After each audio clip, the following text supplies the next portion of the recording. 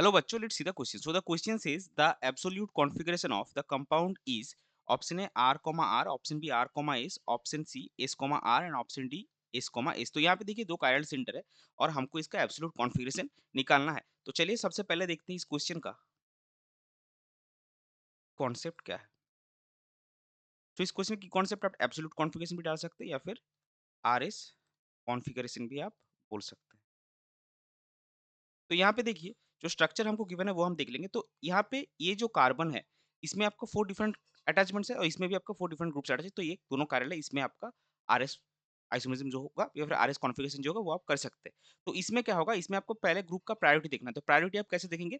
ये जो आपका कार्बन है, ये वाला जो हमने रेड डॉट किया, ये जो 2 कार्बन है, इसमें सबसे जो पहले जो अटैच होगा उसका मास देंगे जो एटम। तो यहाँ पे देखिए हाइड्रोजन है, यहाँ पे ऑक्सीजन, यहाँ पे कार्बन और यहाँ पे भी आपका कार्बन।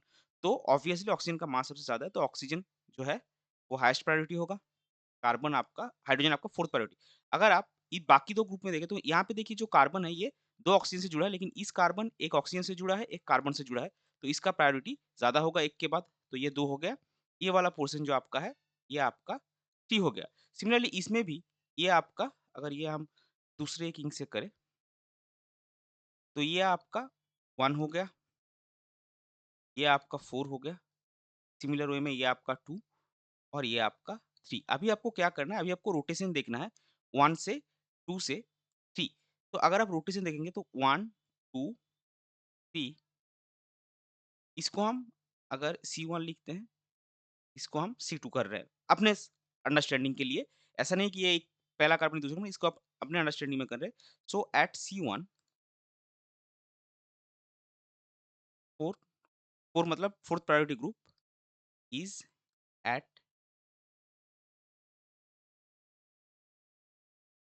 Back side. वेज का मतलब होता है अबव द प्लेन, फोर्थ का मतलब बिलो द प्लेन और जिसको आप बैक साइड भी बोल सकते हैं, बैक में है और वेज जो है फ्रंट में है। एंड क्लॉकवाइज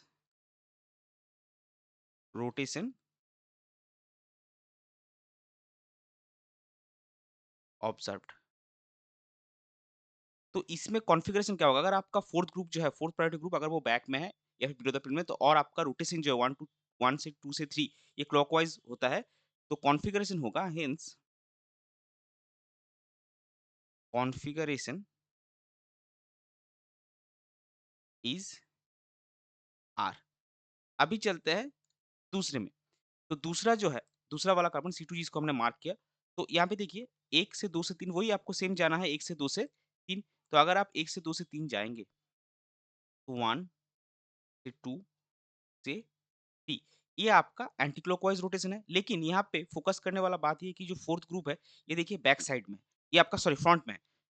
ओइज मतलब फ्रंट यानी above the plane. So at C2 जो 4th प्रायोरिटी ग्रुप है is at front and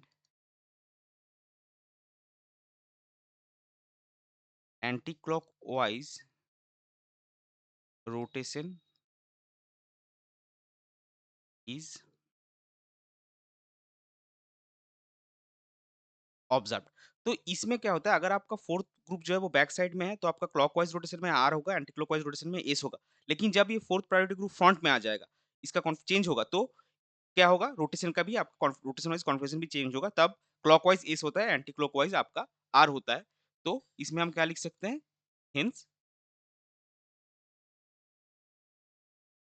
hence configuration is R. तो हमने क्या देखा? हमने देखा कि हमारा यहाँ पे भी आपका ये वाला जो कॉन्फ़िगरेशन है, ये वाला कॉन्फ़िगरेशन भी आपका आर हो रहा है और ये वाला कॉन्फ़िगरेशन भी आपका आर हो रहा है। इसका मतलब क्या होगा? इसका मतलब हम फाइनली क्या लिख सकते हैं दैट द एब्सोल्यूट कॉन्फ़िगरेशन